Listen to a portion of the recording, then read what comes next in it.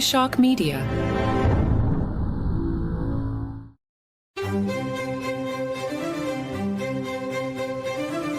Hello and welcome to Palace Intrigue. I am your host, Mark Francis.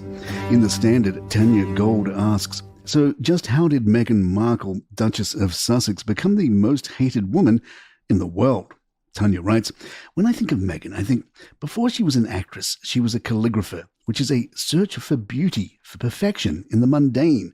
And there is something touching and heartbreaking about that. Due to a media as obsessed with royalty as it is unwilling to admit how unhealthy this is, princesses sell. Dead princess sell more.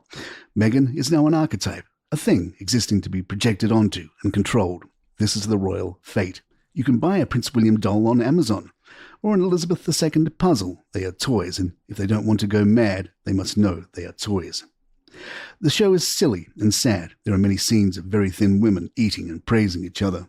Meghan, raised in meritocratic America, obviously doesn't like this. Who would? And so with Love Meghan should be called Meghan Fights Back, with salads and profits from the content herself. They need the money to pay for security. This is the essential fact of their lives.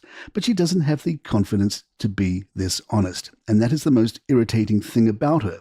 I should like to see her rage. I want honesty from royals, not play acting. But I am a Republican. Meghan is passive-aggressive rather than openly raging, and so she will toss her lifestyle at our heads as vengeance, and on the whole, I think we asked for it. It's a shame she needs to impersonate a trad wife in someone else's kitchen to do it, but needs must. She is obviously too frightened to act in films nowadays. Instead, she plays an American princess in a rival court across the sea. In Britain, she is hated for it, and the reason why is complex and awful. I know the show is silly and sad.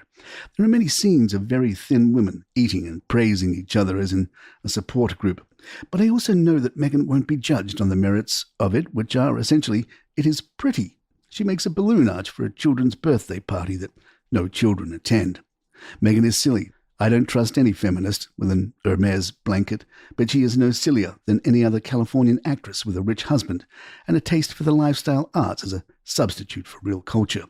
But she never stood a chance. I grew up in British tabloid land, and their expectations cannot be met by Meghan of Montecito, who ran away and tried to tell her truth. That is her original sin, truth. It's a shame it's sunk to a cookery show, but the pretty walls are closing in. PR expert Edward Coram James has weighed in, suggesting Meghan has two paths forward in the wake of With Love Meghan's lukewarm reception. Speaking to The Express, Coram James pointed out that Meghan appears happy in the series, enjoying her lavish Montecito lifestyle while surrounded by close friends and family. He compared her approach to that of Brooklyn Beckham, dabbling in different ventures without a clear expertise, but argued that this isn't necessarily a bad thing. The real question, he suggested, is whether Meghan cares about the criticism. Perhaps she simply won't care about the reviews and expected bad feedback if she has any self-awareness, he noted. If so, the best course of action might be to ignore them and continue doing what she does best, making headlines as she continues her journey post-royal life.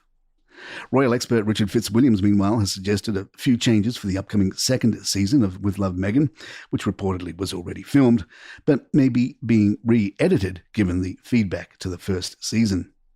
He believes the show would benefit from appearances by genuine A-listers like Serena Williams or Oprah Winfrey, a more prominent role for Prince Harry, and even involvement from their children, Prince Archie and Princess Lilibet. Fitzwilliams also advised that Meghan tone down the gushing praise from her guests, which has been widely mocked.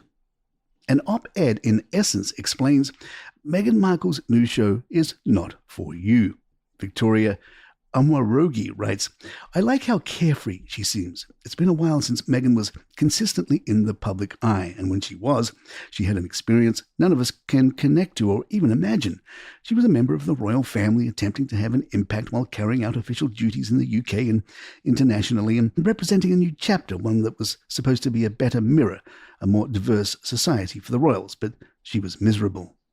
She has been through it, and in order to be with her husband, she has to give up a lot. He also eventually had to give up a great deal, pretty much everything, just for the family to find some peace and calm in Los Angeles. So, if Sis wants to show me how to take store-bought flowers and make them into my own fancy-schmancy creation because my friends are coming by to kiki, I will support.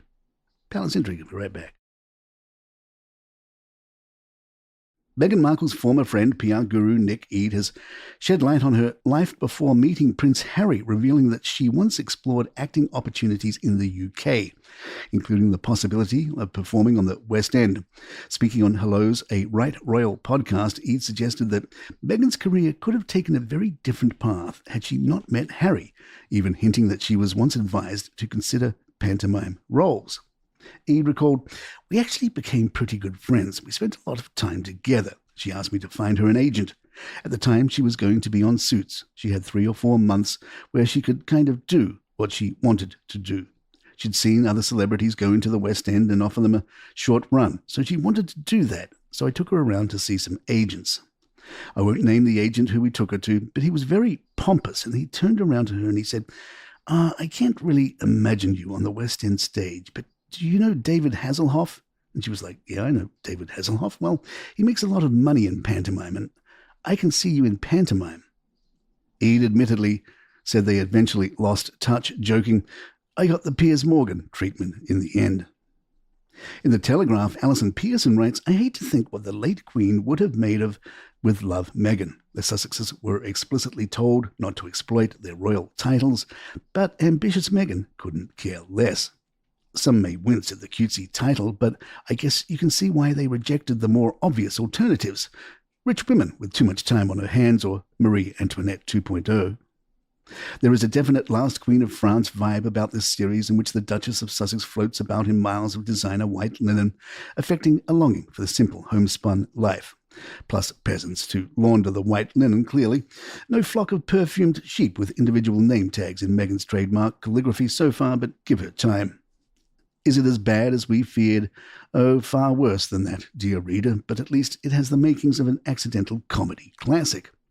The sole Sussex project to deliver at the box office was Harry and Meghan, a no-holds-barred documentary series in which the gruesome twosome solved the family secrets and whined at inordinate length about Harry's brother, royal protocol, and the racist British Empire. All the Windsors gave them was a £32 million wedding, glittering titles, the affection of the British people, and access to unimaginable privilege. Poor mates. I hate to think what our beloved late Queen, who specifically forbade the Sussexes to exploit their royal titles, would think. If love is in the detail, then so its opposite. There are some characters that all the flower petals in the world cannot sweeten. And there you have it. Please email us. Address us thepalaceintrigue@gmail.com. Please follow us on Spotify, Apple, or the app of your choice, and leave us a review of 5 stars if you're enjoying the show. Don't forget we have a new series out from Calaroga Shark Media. It's called White Smoke, The Path to a New Pope. Very timely and historical and cool look at the papal election process. Get that wherever you get your podcasts. White Smoke. I'm Mark Francis. My thanks to John McDermott. This is Palace Intrigue. Good times.